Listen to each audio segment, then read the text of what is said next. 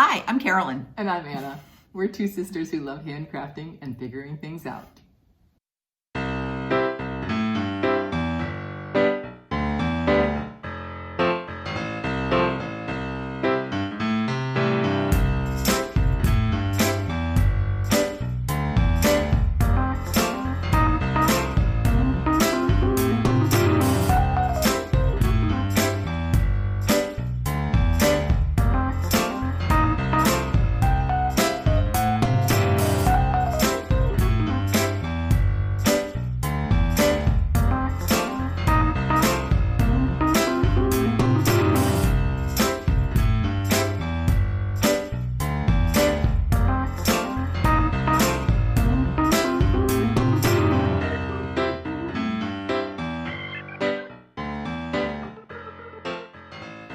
Hi, welcome to episode 10. It is Saturday, September 10th, and we're coming to you from Northern California.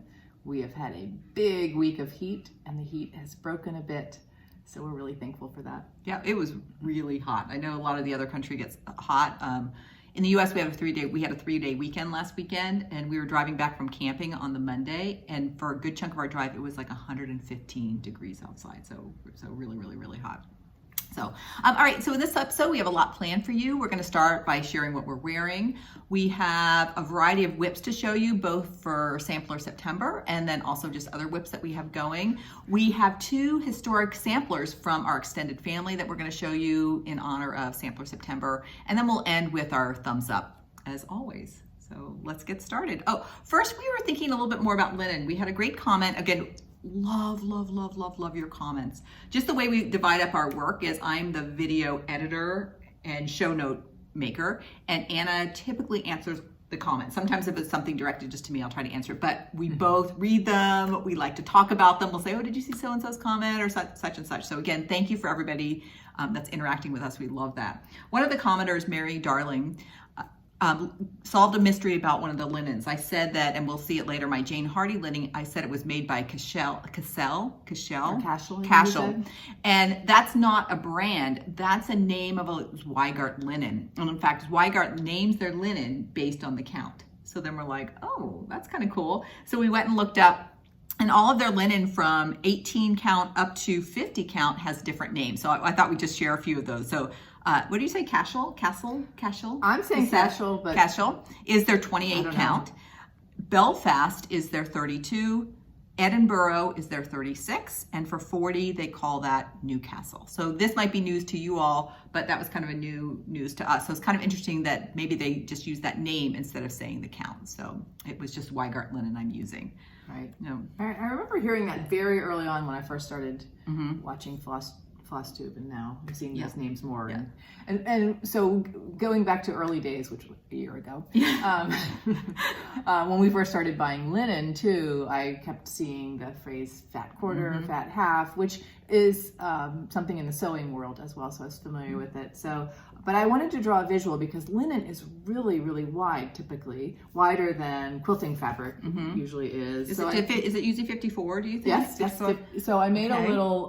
See my little orange stripes. This is a Zweigart piece of paper. Get out! That is Anna. That is hilarious.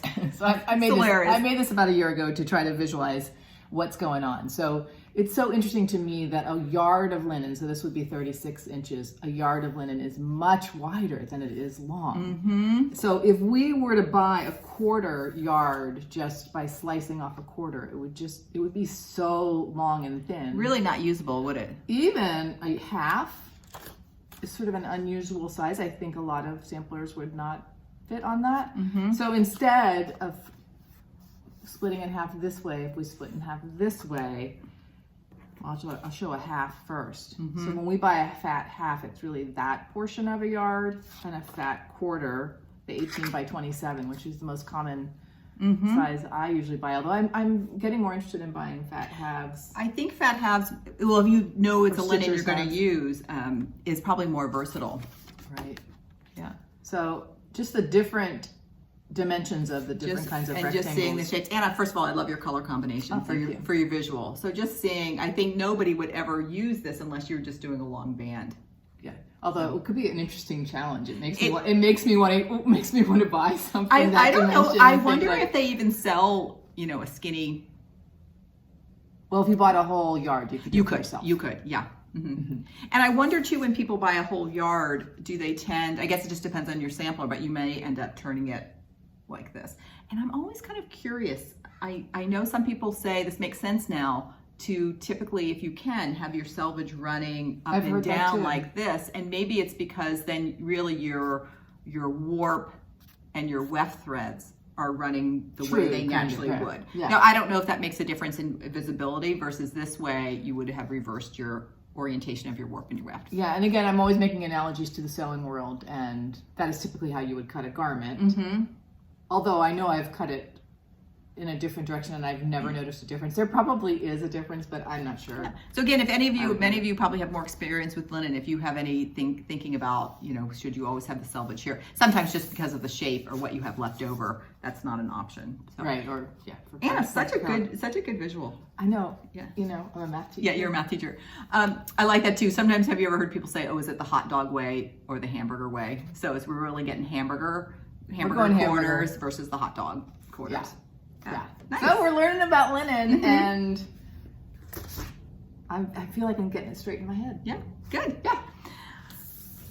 All right, so we've been thinking about our toast for today, and Anna has a little follow-up story that she's going to tell us, and then that will lead us into our toast. In the last video, and some commenters commented on this story.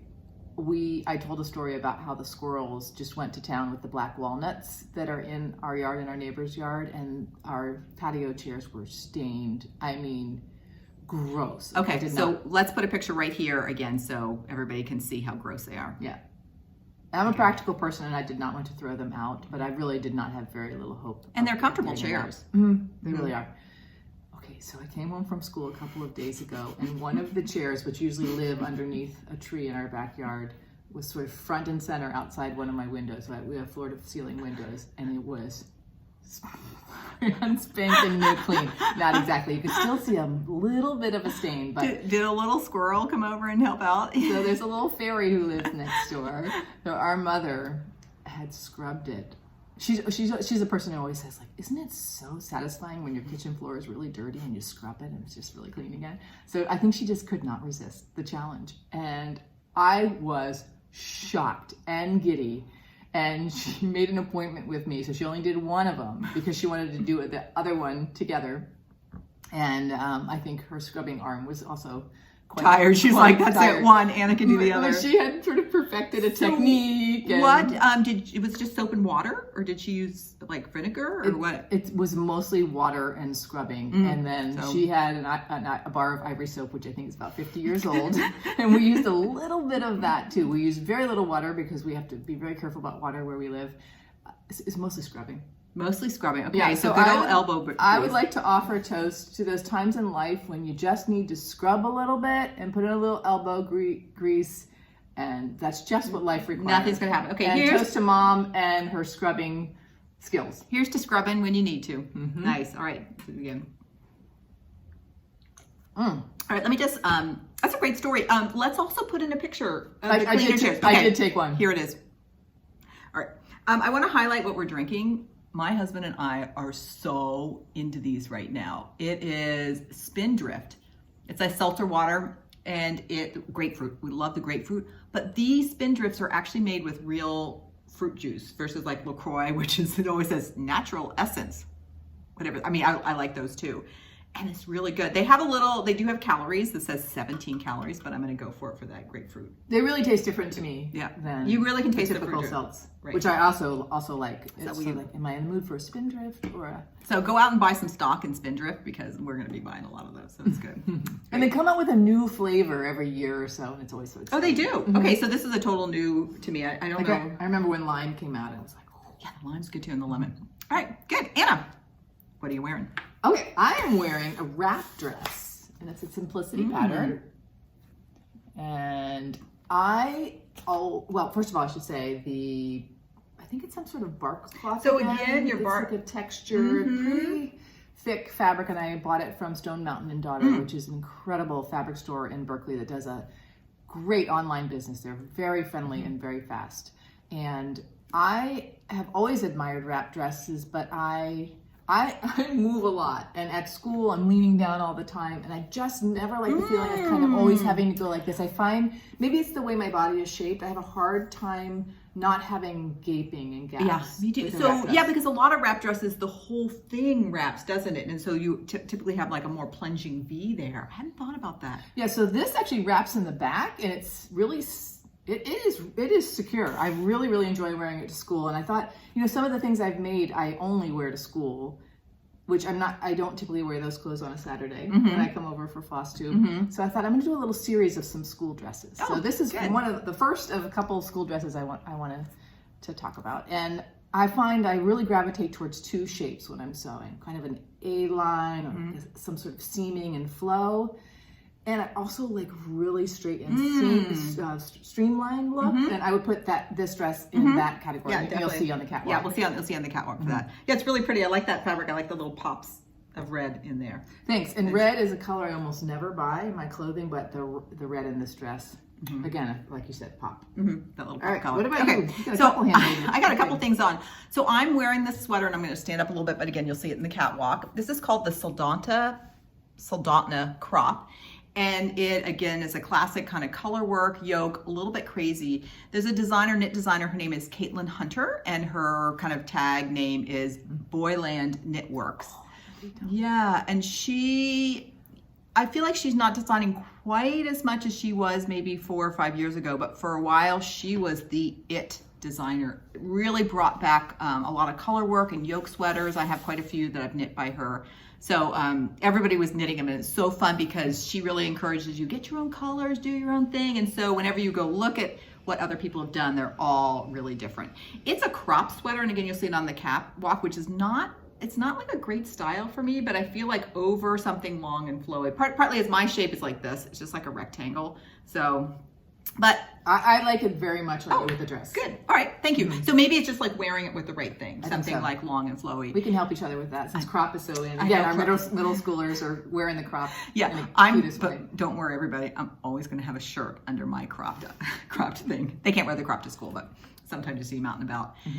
This yarn is Farmer's Daughter, and it's called the Juicy DK. And this was yarn that was really fun. I've talked about this before. My son and daughter-in-law used to live in Queens, New York, and every time I'd visit, we would go to Brooklyn General Store, which is a really fabulous fabric and yarn store in Brooklyn. It's fabulous. It's a great outing. And I would pick yarn, and then the next time I would visit, I would wear what I had knit with the yarn. So this is yarn I picked, and my daughter-in-law came with me this time. And in some ways, like this variegated one right here is very outside my comfort zone, but it was kind of fun because she really loved this yarn. And so I'm like, let's go with it. So I did this, and then we picked colors. So this is outside of my comforts for colors, but it was just really fun, and I have so many nice memories. You know, I find this in general, whether it's stitching or knitting, I love when you pull something back out, you have all those memories of what you were doing or thinking about, or like I have nice memories of my daughter-in-law just from this, doing that. Some K in it. Yeah. So I think that's a nice thing about hand knit things is you have those memories knit or sewn into your things. Yeah, you remember we were talking a few months ago about I want to get better at documenting. Sometimes I do, sometimes I don't. Some of the things that happen as I'm working on a piece of cross stitch, and then get really good about putting a label in the back, and not only with the linen and the pattern and all that kind of stuff, but a little list of memories. So I'm still here. I wanted to pull out something because this is something I started to do. Oh yeah. And I got this idea from Lori Holt, but I have these little like index cards, and I keep them in an old library pocket. But what I do is I record when I started my materials, but then I start to just record little things either I was doing in my life or lessons I learned or something from these cards, and then I'm keeping them with the project. And then when the project's done, I still need to think of a way, maybe having a little box where I can put these. So like this is my cards for Seasons of the Heart, and I've done spring and summer, and I'm working on the winter now. So it's kind of fun. Again, it's like documenting some of those things. I think Lori Holt puts hers literally on the back of her pieces. She might if she frames them. Right. But yeah, I like the idea of a little file box too. Because then I thought it would be nice putting the dates on too to kind of remember what you were stitching and when. So that was as my memories get figuring older. it out. We're figuring it out and trying new things, so that's fun. All right, so we'll go ahead now and insert our catwalk now.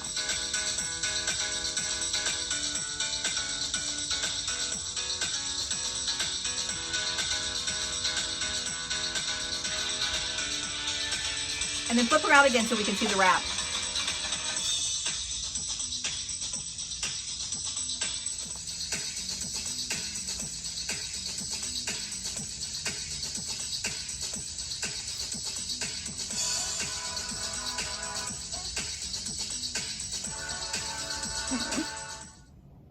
All right, welcome back.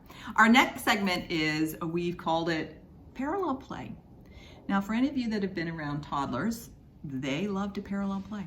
They're doing sort of the same thing at the same time and not really interacting much. I mean, we're interacting a little more. Except, yeah, that's right.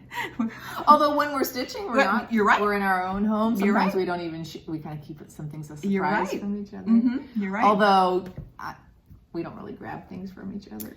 We don't. I know, remember my kids were little, my husband would laugh because people would expect their kids to share and be like, okay, we're taking that from you and giving it. And he's like, if I was reading a magazine and anybody came to me and just grabbed it and said, you got to share.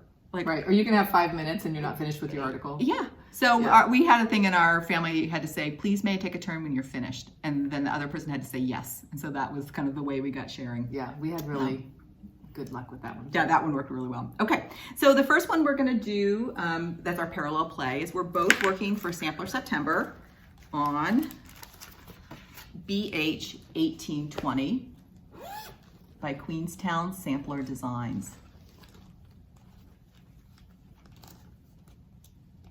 And this one, the designer did such a cool job. She charted it in 2 colorways. The first colorway would what the original colors that the stitcher used, BH, and she found those colors by looking at the back of the antique sampler. And the second colorway is for the faded colors they are today, and she did that from looking at the front. Why don't you show the originals first? I can't wait, I haven't seen Carolyn's. All right, so first I'm going to show, here are the original colors.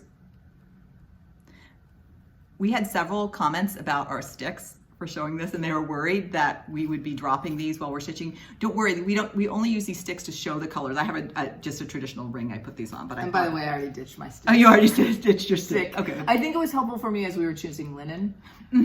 That you could lay it out. Okay.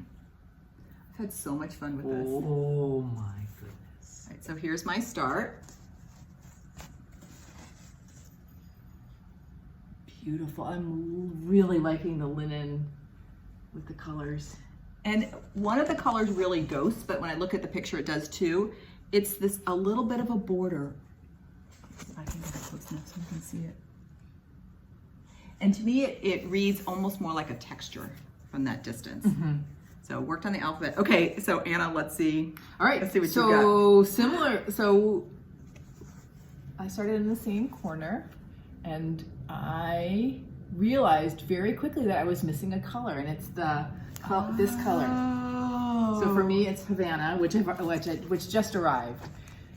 So I started with it's like I can't even see it on camera. This ghosty color. So yours also ghosted. Okay. And I was like, whoa, I don't know. And then I put in this really dark color. So I had like a really light and a really dark, and I was like, Let me see your really, because my really dark is actually black.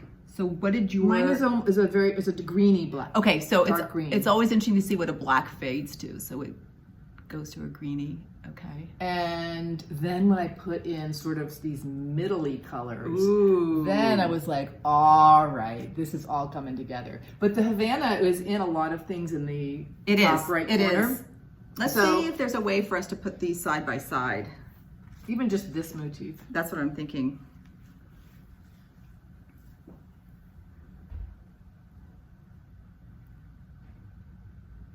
Look how the orange fades and the green. They just got a little more muted, didn't they? Yeah. Let's look what happened to the blues. Okay, so mine's just more royally blue. Mine's and yours more gray. Okay, you really can see how these faded. We'll put some close-up pictures in so that you can see a little bit better. That's what we'll do.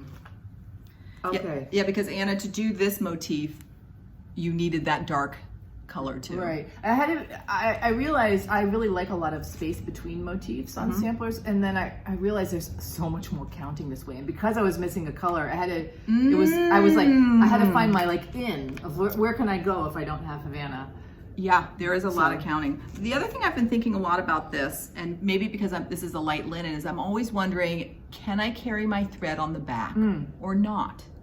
And I found with my alphabets, like I totally did not carry my thread because I felt like it was a long enough distance, and because it's a light linen, you know, sometimes you can see. Yeah, I didn't. Did you carry it? No. Okay, so I would love, this is one thing I'm still working on. I'd love any advice from anybody to how can you start your thread when there's nothing really to anchor it quickly. Like whenever I have something like a horizontal band, I just put it and then I sew over it for maybe 5 stitches. But when you have these little delicate letters, I don't quite know how to start my thread. What I end up doing is like keeping a long tail, stitching the letter, and then going back and taking that tail and kind of weaving it in a few stitches. I think that's great. I think as long as I feel comfortable if I can go over it with 3 stitches. 3, okay. I guess I tend to go 5, but 3. So Yeah. I would love if anybody had a way. I've seen some things like with a tuck stitch where you can sort of sew it in place. I have not had luck getting that to stay. So if anybody has a better way to start, and this is with 1 strand, I would love to hear any techniques, or if you have a tutorial.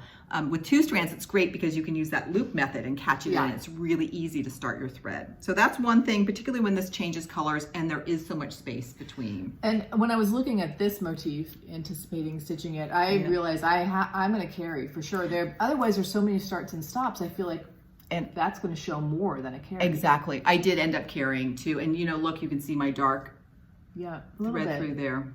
I'm going to embrace that. Yeah, so what I think I would do next time is I would stitch those motifs from lightest to darkest, because I think the lights, because then the dark last, I can kind of just tuck it under a few stitches and it won't be so up against the fabric. I'm inclined to do that. So I think that's one thing I'll try I tend as to well. do my lights first in general. You do? Okay, so you go light, in anything. Okay. So I think I'm going to do the same thing. Or anything that touches. The other really funny thing is I keep telling myself, alphabets are kind of boring. But then when I start stitching them, I'm always get all into them. So I think what I don't like having to start and stop your thread so much. I think that can get a little tedious sometimes. I love kind of getting in a zone, but forming the physical letters is really fun. It's just that starting and stopping. Okay, so we'll put in a few pictures of close-ups. So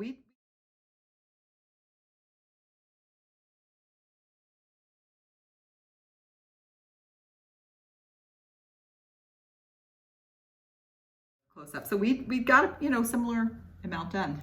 All right, Anna, on yours, so just so we can kind of keep playing parallelly, are you going to continue down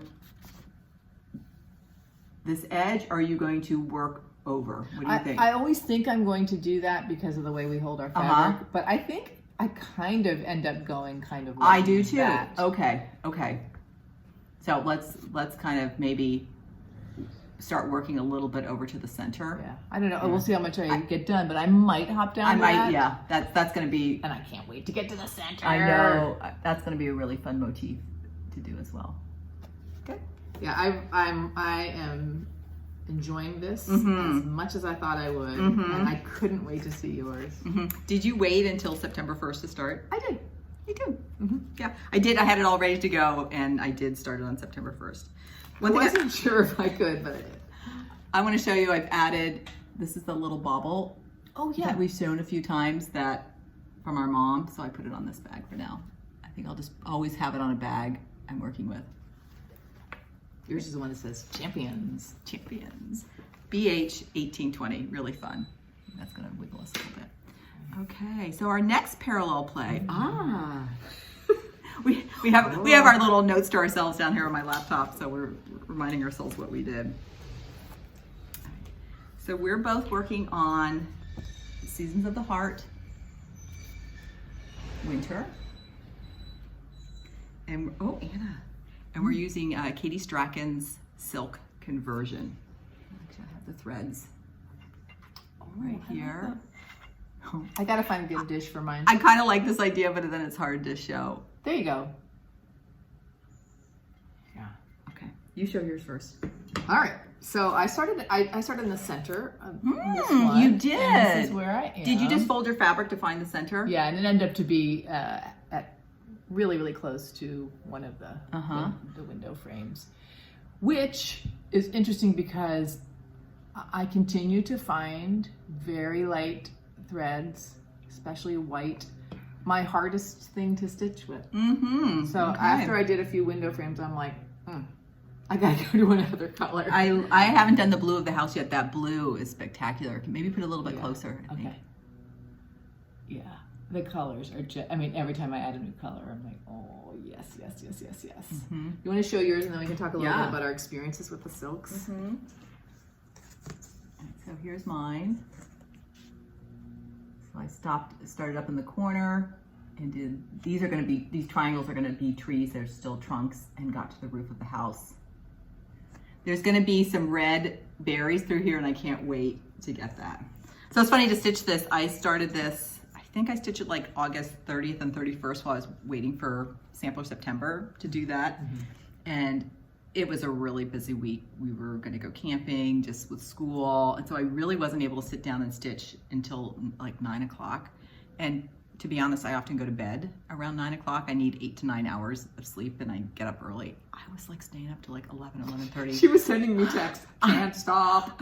This silk for me was so glorious, and I loved working with the spools. I don't know why, just taking off a piece and locking it back in, and the spool is so beautiful, and the silk felt so good, and this is such a beautiful fabric, and I could see the holes really well. I couldn't stop. On the other day, I messaged Katie or I said something like, I am like grouchy teacher because I've been staying up too late stitching. And finally one night I'm like, that's it, just you gotta go to bed. It makes me think like, to me, like the kind of coffee cup I'm holding makes a difference to me in my coffee experience. It's sort of like the whole look and feel of everything is also influencing my experience. I too love the feel of it, and I like the spool and just being able to. And I was working with these 3 colors, and I just had them sitting next to me, and just looking at those. How can you go to bed?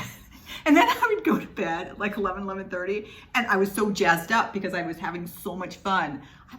Anyway, adrenaline rush from silks. So when life gets busy, you still got to stitch, you know. Yeah, I have to say I'm finding the Gobelins a little slippery, and I'm doing a little bit something different with my hand. I'm almost kind of with one of my fingers kind of keeping it stable as I go to the next stitch. And Anna, if you haven't watched it, definitely go watch her.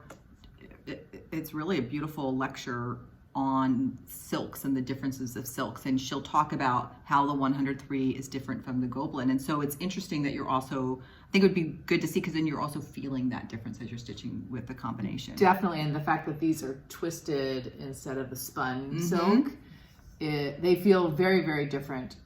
And Katie talks about that.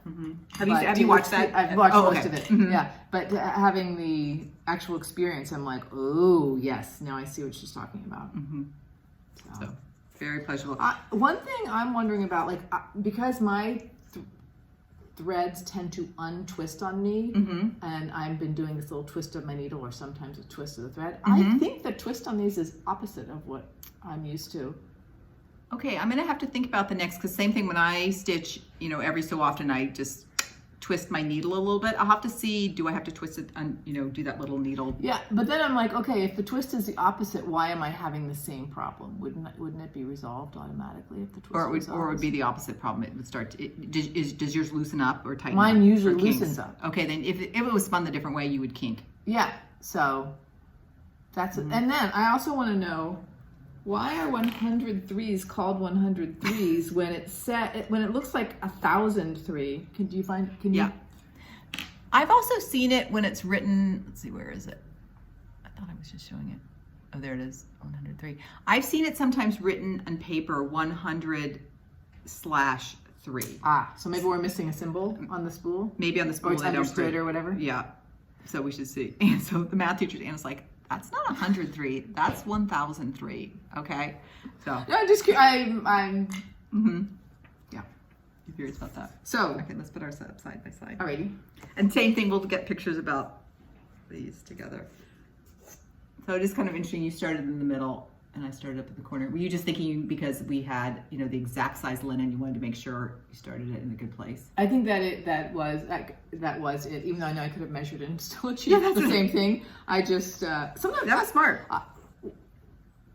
I think somewhere along the line, way back when, I was taught to start in the middle. And so even now, I think I have a preference for right corner now. I still like starting in the middle sometimes. And I think because I stitch in hand, I like the right corner because then I'm always going to the left and going down, which are the easiest ways for me to go.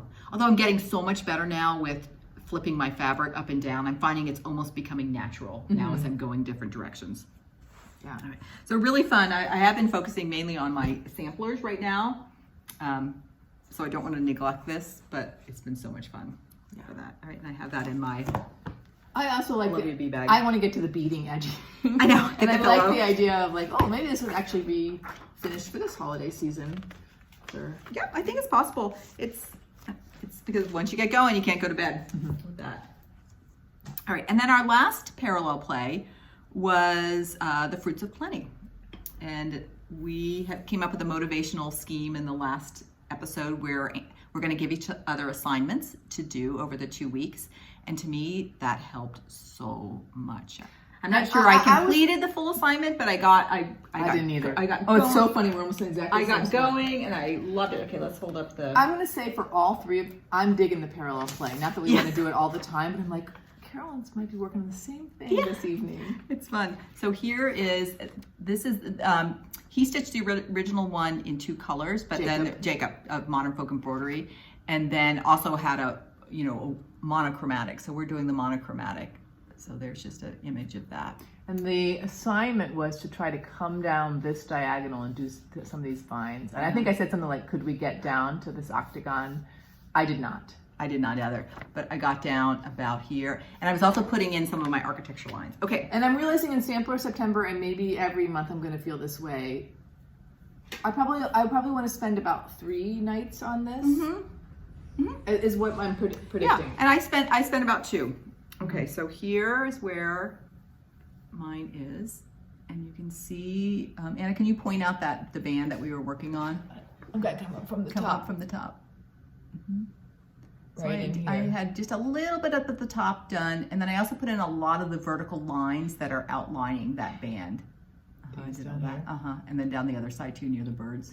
Oh, yeah. And also down here. Yeah. And do you see I have a little white thread tied underneath the bird? I'm not sure why I have that there, but I'm thinking, I'm telling future Carolyn, you have a mistake here. So I'm going to go back and look at that to see if there's something I have to rip out there. I so reconnected with this project. It's beautiful. I'm so happy we did that. And having that assignment, I'm like, same thing. I'm going to stitch 2 or 3 nights, see how I go on it.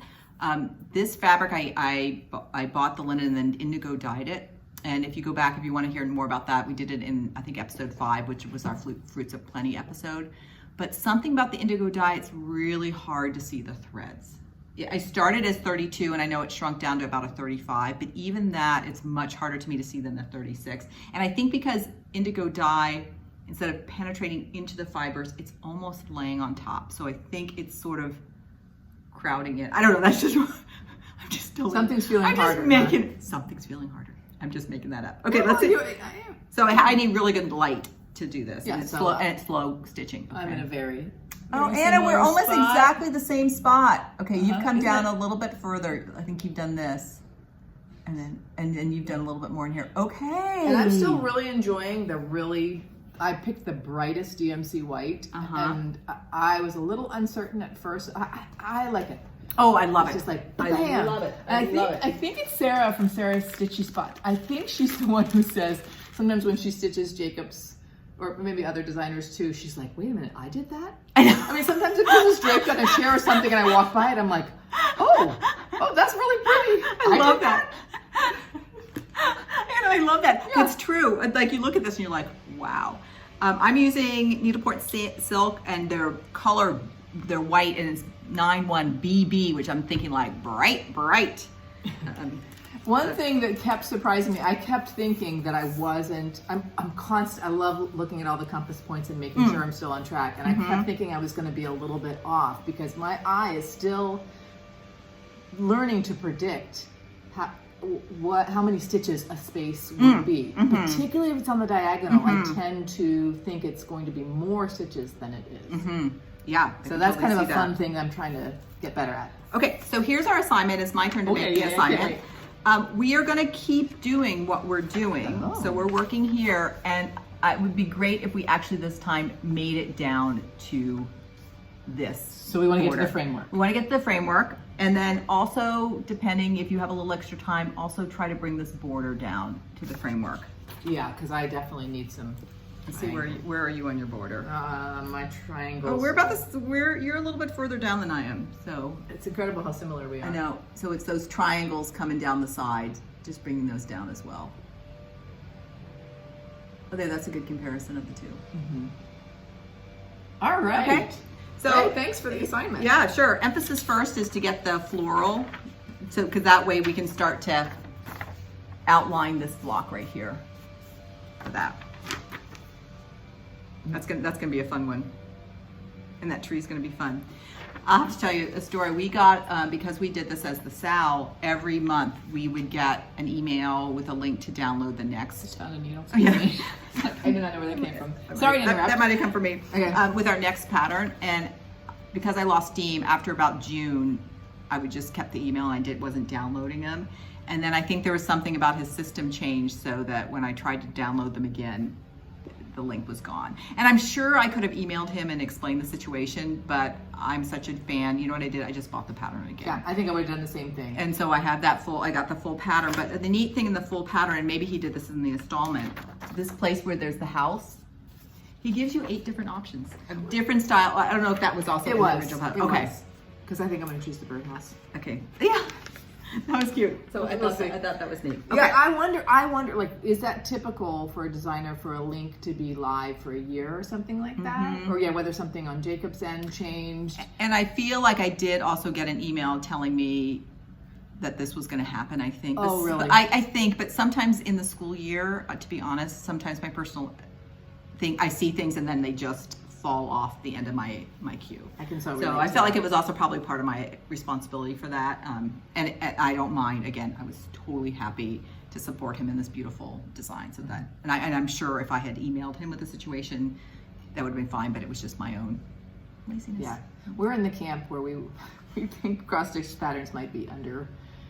Yeah, and this I feel or the knitting ones, or even more. We'll talk about that sometimes. But a lot of knitting designers, if I like their pattern, I find them on whatever PayPal or what and send them some extra money because we can talk about this in another episode. It's one of my yeah. Okay.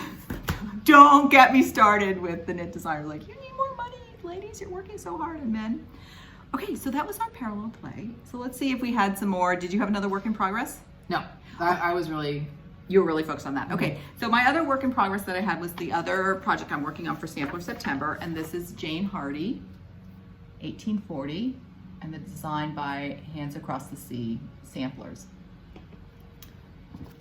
This was the one that I had to Stitch It or Ditch It, and it was close. I decided to stitch it. I bonded. I love her. I really did not know what this was going to happen. This looks fabulous. The colors, that orange. I love it. Hello. I'm going to put it down for a minute because I'll insert a progress picture of where I was when we did Stitch It or Ditch It. Okay, Jane, I think we would have been friends if we were both 10 years old together. I love her spirit of the color, and some things are just mishmashed together. And then when in doubt, just put a bird there. And then I'll show you one here. She's working on resolving her corners. What do you do when 2 motifs come in the corner? And she has pretty much 2 things, both not particularly good. And you're kissing. When you get down here to the bottom, I can just see her being I'm not even trying anything because she doesn't even try. She just like puts a diagonal line in there to resolve it. So here's one resolved on that side. And then here's one, they're like touching on this side. But I just find that I'm like, I'm in with you, Jane. I see you get there, whatever. That's what you got. I loved stitching on 28 count. So I'm so glad I came back to this, and I love the 2 stitches. I took this with me camping, and I could be sitting out there in the camp chair hanging out. Do you mean stitching on your casual linen? Oh, my casual linen. This is my 28 count. It was awesome. I'm so awesome. glad. And I think why I was having a little bit of an aversion to my 2 threads, I think it's that Plum Street that I'm stitching 2 threads on like 36 count fabric that I thought had been 32, and it's so tight. So it's not the 2 strands, it's the tightness. The 2 strands. It's smushing. It's the smushing and the tightness. So I'm really all into this. And it's been a great travel piece. We're flying to the East Coast next weekend to go to a family wedding. And so what I'm trying to do is just do a lot of this outlining and thinking on the plane, or when we're just hanging around chit-chatting, that fill-in will be really good. And same thing, I have like the roof. And I noticed again, I have a little thread here. I put that one in because I have a mistake in there. I don't remember that. Just to remind myself, because I found it and I didn't want to deal with it right away, but I saw it. And so I'm like, just mark it. And so future Carolyn will be like, why'd you put that thread there? Sometimes you have to be in the mood. Yeah. And I stitched this house. That was really fun. So I'm so glad I'm stitching this. I will definitely finish it. Thoroughly enjoying it. And I think because of the colors and the playfulness, just even of the design, it makes me happy. It kind of takes me back to childhood and being like, yeah, let's go out and play. Like, this is just really fun. And you can see it, man, those holes. Oh, this is one other thing that's interesting. This was my second project and my first multicolor project that I was working on. And again, with linen, I had no clue what I'm looking for, and I don't even know what I was doing. Now, I feel like I've got a plan, and what I always do is that I look for this vertical thread, that's the warp that's going over the weft, and I come up to the right of it. I know some people come up to the left, but that to me is my telltale marker. I've heard other people say this. I'm coming up in the correct hole. This one, it's done where I'm coming up to the other side of that vertical thread. Because that's the way you started. I just started it. I had no clue, and I wasn't even looking at vertical threads at that point. So I just have to kind of reset my brain when I'm stitching on this to be like, oh, no, you're on the other side of the vertical thread. By the way, I believe there are places in this where maybe it was stitched 1 thread off. I think there's going to be some variation in that on purpose. I mean, that if we keep to the reproduction. Oh, I'm pretty sure I read that. So we'll hit that eventually, I think. Will it be on the chart or something? I think it is. I think there's a little mark on it. Are you going to do that? Or do you think? I want to do that. Okay.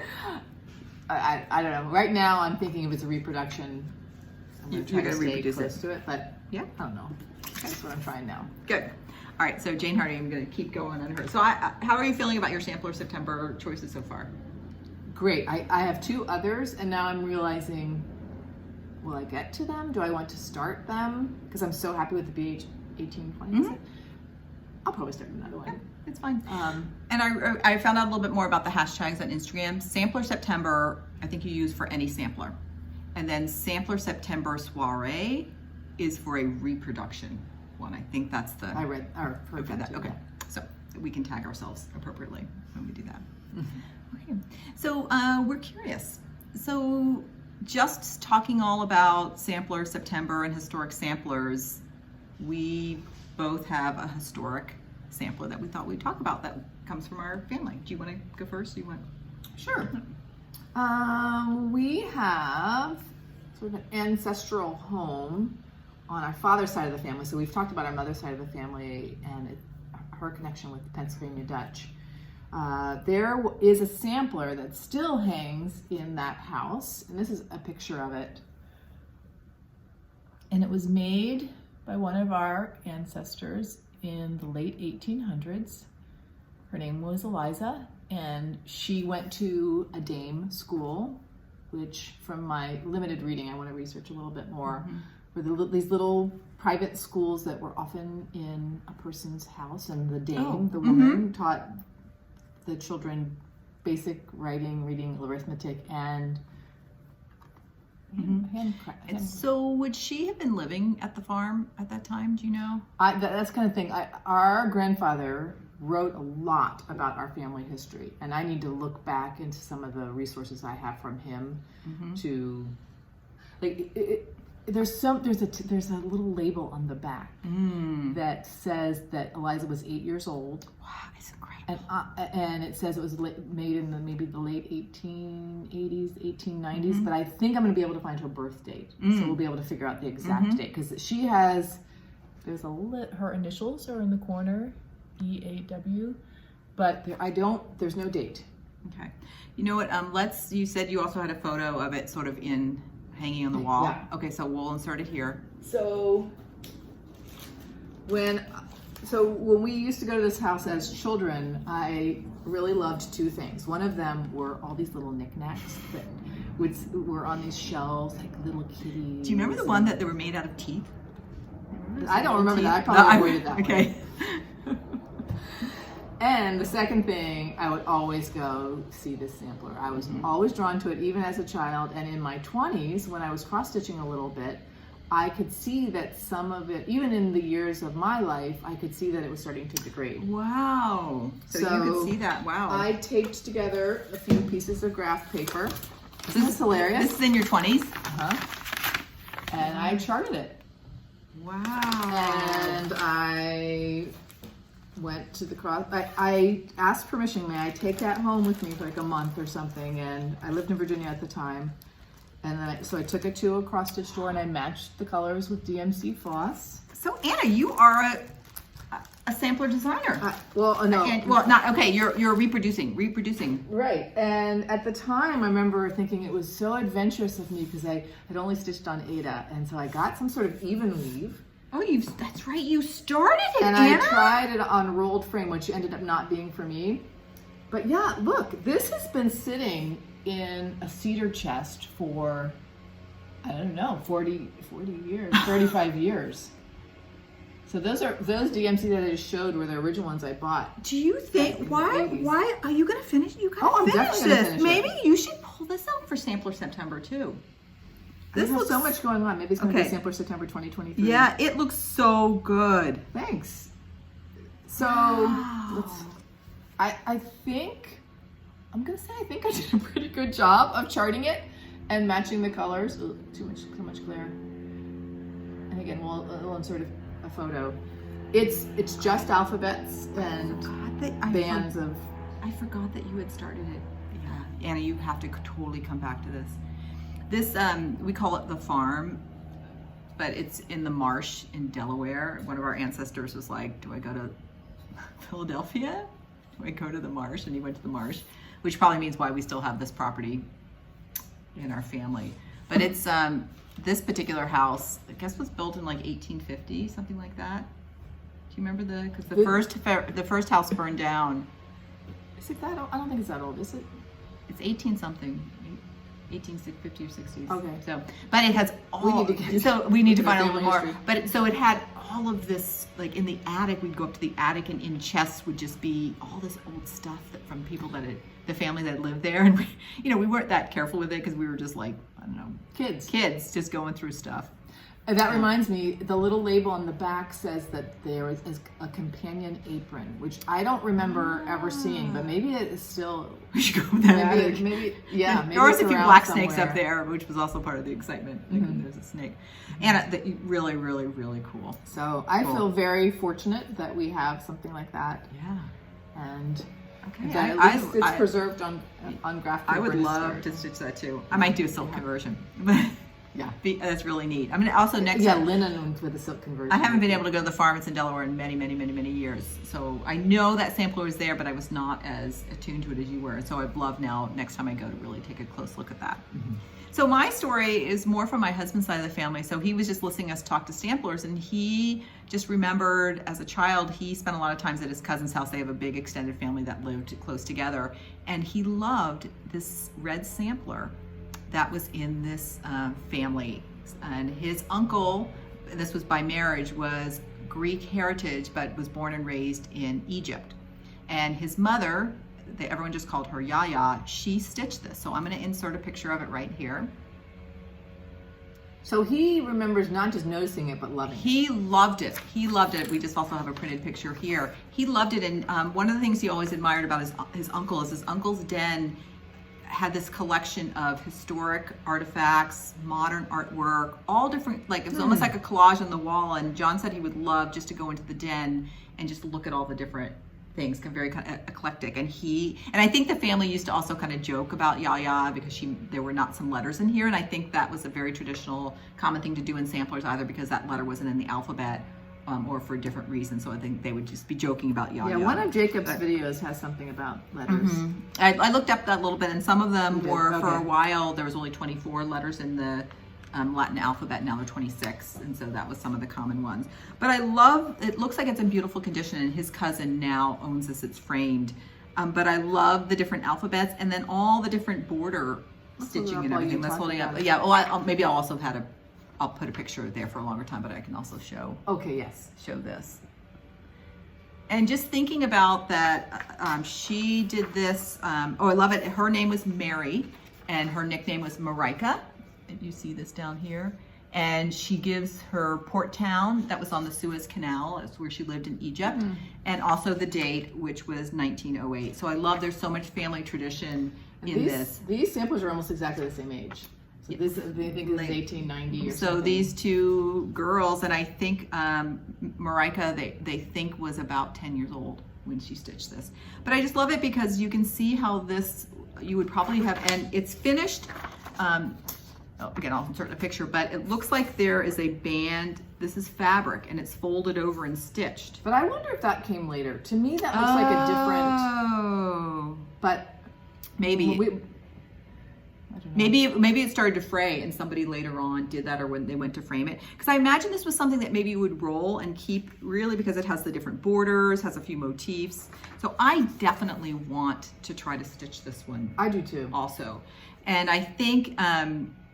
The photo that John's cousin sent us is so, like, zooming in, and it's knit. It looks like the equivalent of about what an Ada would be, that I think we'll be able to just use the photo to use that as our chart or to rechart that. So I think that would be fun. And John doesn't watch our videos. He says he does, but he like zips through and he's done.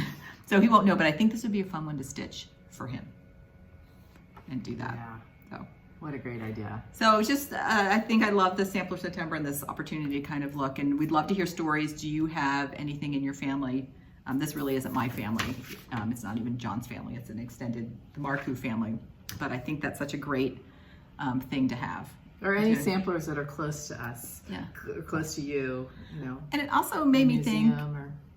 like, how just a small object can be something really special to people. That you remember it sticks with you. And just thinking, you know, as we have things on our walls of different things, like who is looking at those and being like, oh, that's something will my grandgirls, 50 years from now. Gramsci's house. Yeah, like, oh, Gramsci had that on her wall, or I had that. That used to be Gramsci. I think she made that, whatever. Way back in the 2020s. Yeah. We were just babies, so yeah. Really fun. All right, let's kind of keep ourselves going. All right, we just have a few shared supplies. Why don't you go ahead and go first, Anna, on your shared supplies? Right. Well, I'm still really excited about finishing these little birds. I finished the peacocks, and there's one more. There's a bird in a wreath that I didn't touch the last couple of weeks. And I want to play with maybe putting some trim on them. So I found this little cotton trim. Ooh. And I ordered this rickrack that is like tea stained. And I'm not sure either of them, I don't know for sure if I'm going to use either of them, but I like the idea of starting to collect some trim. I wonder if the pom-poms are going to feel too big in the comparison to what the bean bags turn out. Yeah, the change in scale sometimes for me can be interesting, but I agree. I don't know. Yeah. Or do I put a stripe down the front and add a little fabric on the front? Yeah, something like that. Oh, I like that idea. I like that idea a lot. Embedded in the seam or something. Yeah, so maybe not all the way around. This might be too... I don't know. You can tea dye it.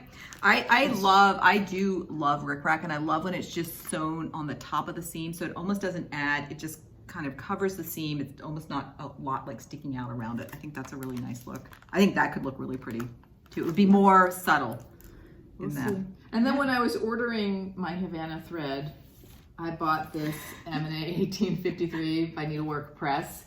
I just continue to be drawn by these smaller scale samplers.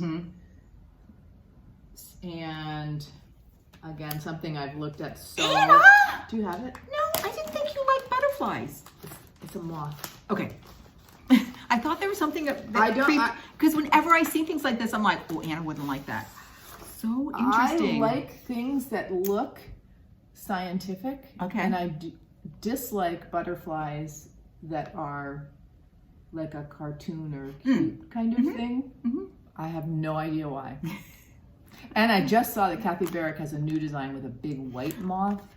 And I have to deal with this white thread business, and I'm wondering if a white 103, because it's a very tight twist, could solve my problem. Okay, I think that's a good thing to try. It's funny, I have admired, well, first of all, I love Kathy Barick. Her designs really speak to me, and I've seen her newest one. Okay, but Anna, it's so funny. Every time I look at that, I go, and I'm going to be honest here, I go, I kind of like to stitch that, but I don't think Anna would like it.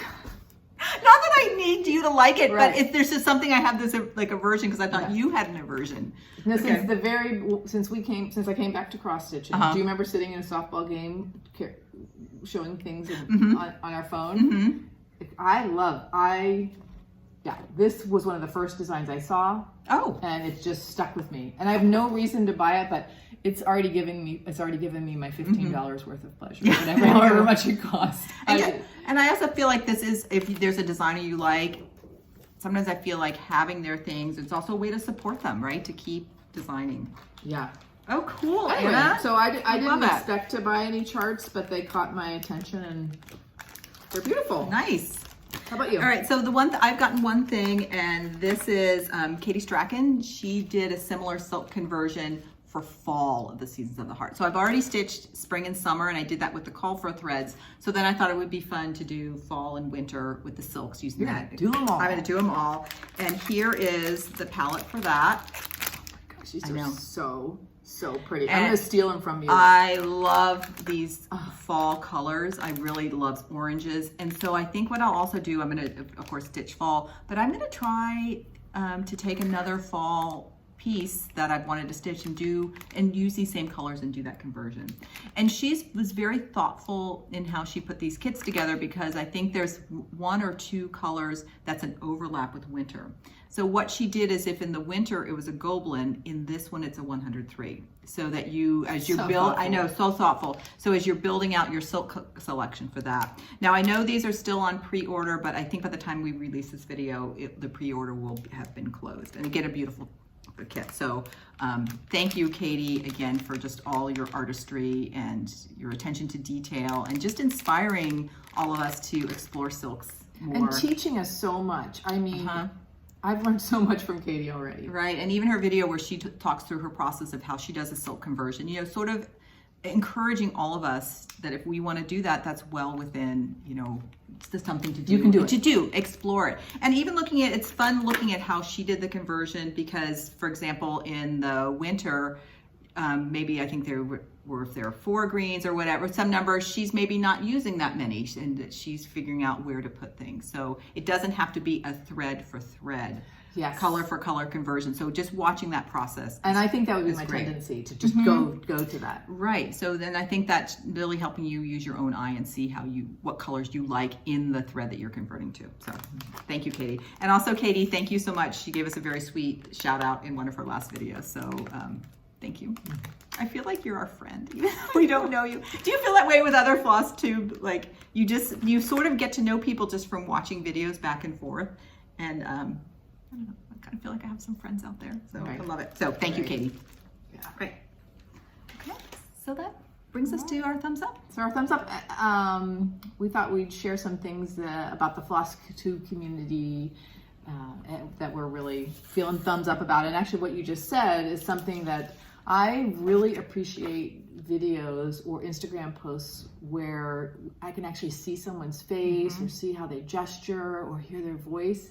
And this is something, when I first started following cross-stitch Instagrams, I really, really missed seeing images of the person, because in the sewing world, most people, model their what they wear, and I felt like I was like, I wanted to shake the phone and say like, but I want to see you. Who are you? Yeah. Not that actually seeing an image is the only way to get to know somebody, but I really appreciate seeing people. Yeah, or when someone pops their face on every once in a while. Right, or even it might be interesting for some people to like to hold up their piece, like and show their face. I know some people are naturally a little shy of the camera, but it's so great to see the faces and the people behind the work.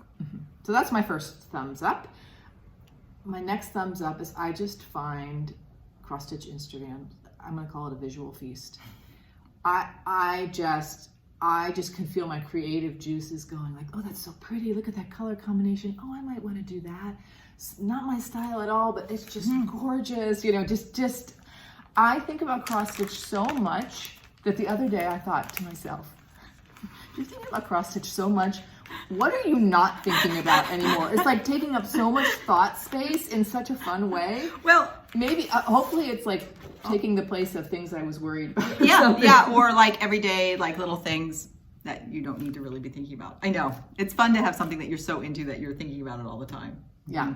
And my third thing is just that bond of having something that we all love, and we're coming around that topic. And with that being said, all the variation that is in the community too. So you have this common love, this thing that makes you just fills your heart, but we all have our own preferences and styles. That's nice, Anna. So we kind of had this theme, and we interpreted it a little differently, which is fun. Sometimes we think of our theme for our thumbs up. So I wanted to think of a couple of specific things that I've seen in other people's FlossTube or Instagram that have really inspired me. And one of them, speaking of Kathy Barick, is I have loved this chart from the first time I've seen it. And I bought it very early on in my cross stitching, and I just knew at some point I wanted to stitch it. And recently I've seen two FlossTubers who have finished it, and they have both done it on striking, and I mean striking, colored linen. That's so inspiring. Now I didn't know the etiquette here with FlossTube. I first thought, should I take a picture of them from their FlossTube? But instead I think if you look in the description box, I will link you to their video and the time in their video, so you go look for yourselves. But the first is Olivia from Olivia B, and she just finished it in her most recent FlossTube, and she did it on this beautiful brick red, and it is spectacular. It's just something about that bold color. And then Sheri of Colorado Cross Stitcher, let me just make sure I'm getting her name, Colorado Stitcher. She did hers on this mustard yellow, and the same thing, they're these dramatic linens. So go in the description box and I'll link you, go look at those, and I'll take you to their timestamp so you can go and see them right away. And I'd be curious too, if there are any other FlossTubers in there, what is the etiquette? Can you take a picture of somebody else's FlossTube and insert it? I don't know. Or give people a heads up when you mention it. I don't know that either. Yeah, I don't know what the etiquette there is. So my birthday's in the end of November, and this is gonna be my birthday start. Oh, good. And I am going to pick a dramatic linen. I don't know what it is. We're gonna have to go up to Needle in a Haystack, because I think they both use the call for MPI silks, but then found this. So I think I have to definitely go in person and look for color. So I want to do it, and I want to do it dramatic. Okay, great. So inspiring number one. The second person that really inspires me is Megan, and she is the Seattle Stitcher. Whatever she does, she is a beautiful craftsperson with this, and even her backdrop, her library is color organized, so color coordinated. Her books are clustered by the same color. And what, to me, of all these things I'm inspired by her, the most inspiring to me is she is a master knitter. And I would love to sit down and just knit together and have a conversation about knitting. She's working on a sweater right now. It's the Ilha sweater. I'll insert a picture of it right here. And I had never seen this sweater or known this designer, so I'm definitely going to be knitting this sweater. And one of my favorite online shops, it's called the Woolly Thistle. They also have Shopcast, they call it. They just came out with a new yarn, and they specialize in really like woolly wools and really celebrating the sheep that the wools come from. So I want to use one of their new yarns. It's inspiring to knit the sweater that I saw Megan knitting, so that's fun. There's a tradition in the knitting world. There's a big sheep and wool festival in upstate New York. It's called the Rhinebeck festival that's in the middle of October, and everybody is like, "What's your Rhinebeck sweater?" Because everybody, what you're gonna wear? Everybody knits a sweater to wear, and some designers will come out with their Rhinebeck sweaters that everybody knits. So this one's going to be and people knit Rhinebeck sweaters even if they're not going to Rhinebeck. Oh. So this is going to be my Rhinebeck sweater. So I've got to order the yarn and get going on that. So thank you for that inspiration. And then finally, the last one. This is not for a specific person, but I love hearing about everybody's retreat experiences. Whether they went to the attic, or some people are now, I forget which one's going on right now, or there was one at Country Sampler this summer. I love seeing people, what they got, what the projects were, who they saw, all the gossip, what the room looks like. So, and then people will go, well, somebody else already said it. I'm like, tell us again. I cannot get enough of that because I feel like that's vicariously living through you. So that's another thing that's super inspiring for me. So if you went to a retreat, keep talking about it because we love listening about it. And same with the FlossTuber says, well, I've already shown this before or something. I never get tired of No, seeing I'm like, show it again. And then I've questioned myself on Instagram or on FlossTube, should I show this again? I've already shown it, so I have to remember. I like it when other people show it again. Yeah, because you don't really remember necessarily, I know. except for like those houses that you mentioned. I remember Seriously. both of those so distinctly. Oh, unbelievable. Yeah. Olivia and Sheri. Oh. Yeah. Well, if you're still here, thanks.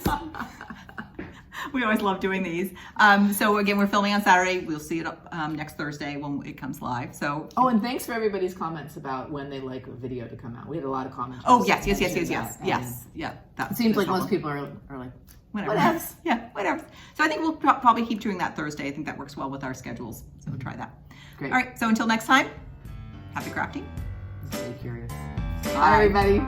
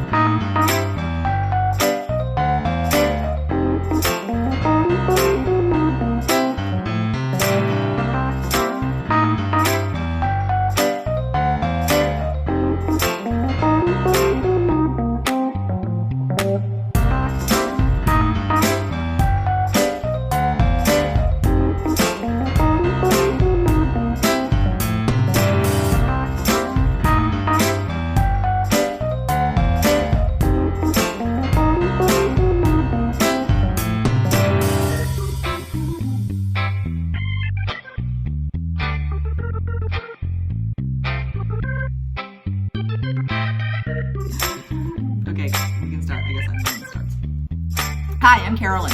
And I'm in. Okay, get this.